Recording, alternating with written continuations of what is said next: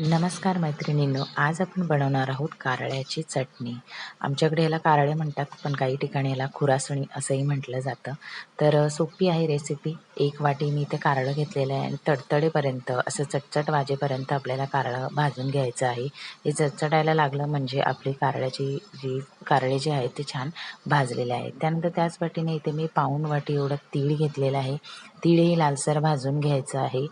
तीळ भाजून झालं की आपण त्याच्यामध्ये 15 ते 20 कढीपत्त्याची पानं घेतलेली आहेत.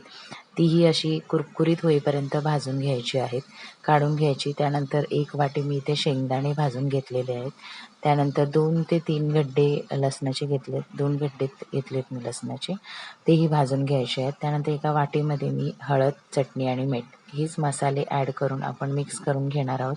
हळद, चटणी, मिठाशिवाय दुसरा कुठलाही मसाला ॲड करू नका. या तिघांनीच चटणी खूप चवदार होणार आहे.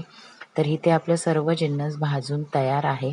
आता एका मिक्सरच्या भांड्यामध्ये भाजलेले शेंगदाणे, भाजलेले कारळे, तीळ हे सर्व भाजलेले जिन्नस आणि चटणी, मिठाचं हे जे मिश्रण आहे ते आपण ॲड केलेलं आहे आणि त्यानंतर ह्याच्यामध्ये थोडंसं आपण हिंग टाकणार आहोत आणि मिक्सरचं भांडं आपण बंद करून ह्याला पल्स मोडवर आपल्याला बारीक करायचं आहे. म्हणजे अगदी जास्त बारीक नाही, जाडं-भरडच ठेवायचं आहे.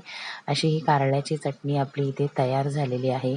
भाकरीबरोबर खूप छान लागते.